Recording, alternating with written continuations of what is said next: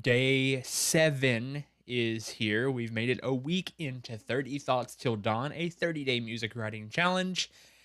And let's just say that our lone wanderer through the desert has been found.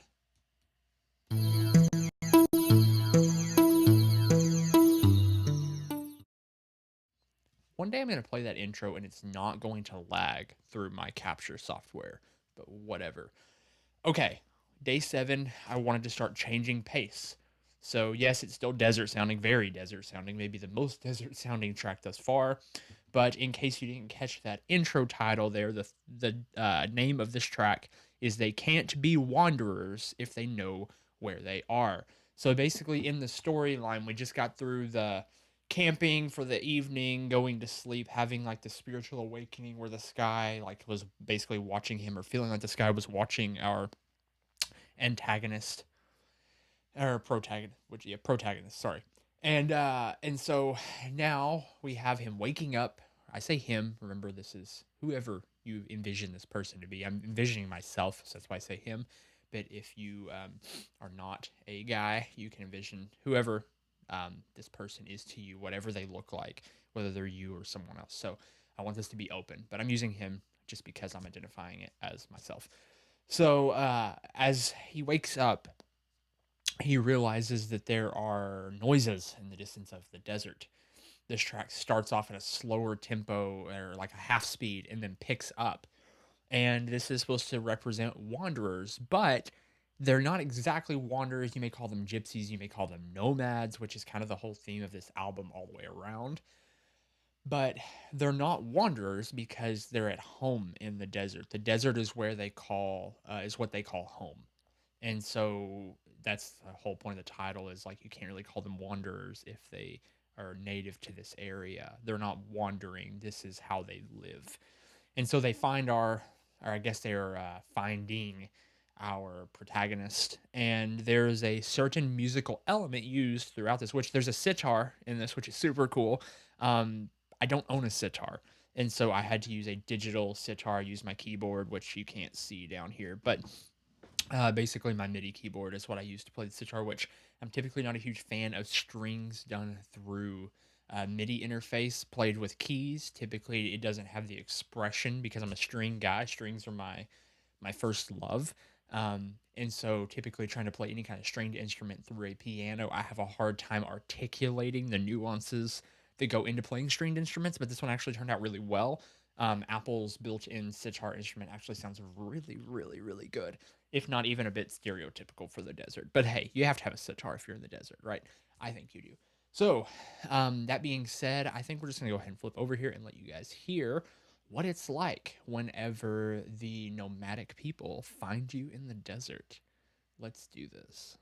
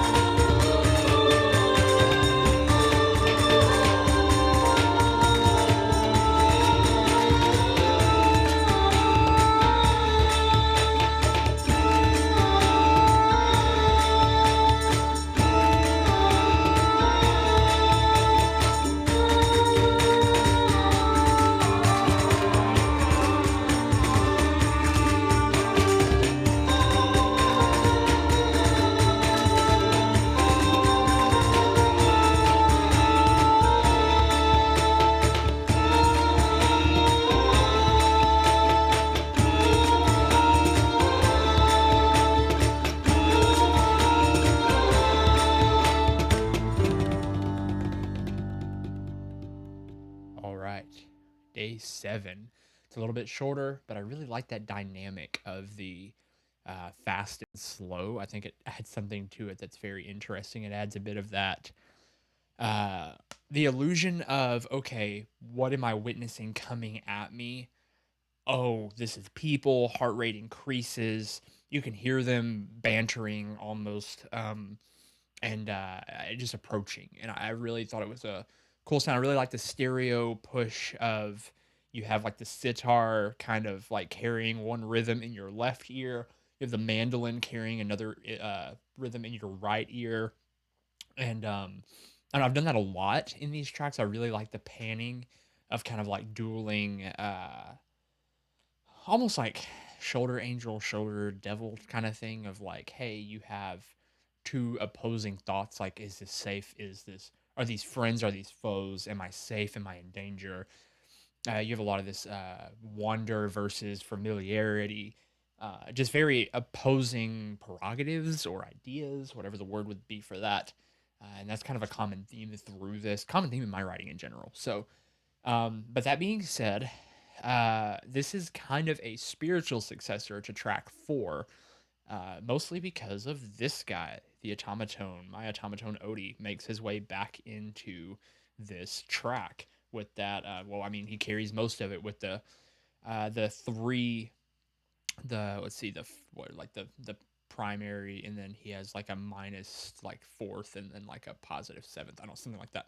Anyway, so he's back, and that kind of plays into something I haven't mentioned yet. But in track 4, the automaton is supposed to represent the native people to this land, and so track 4 was kind of like the first time wandering out into the desert, and it was representative of like you could hear the automaton, but it was kind of saying like, hey, this is our land, it's representative of the desert.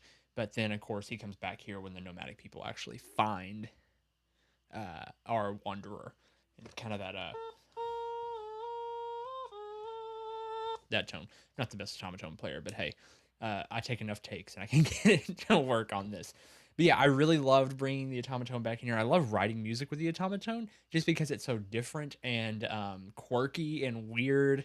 And I loved layering the automaton because it's a monophonic synth. And so when you can, I guess, polyphonically play a monophonic instrument or layer them together, I just think it sounds cool, making chords out of just single track instruments like this.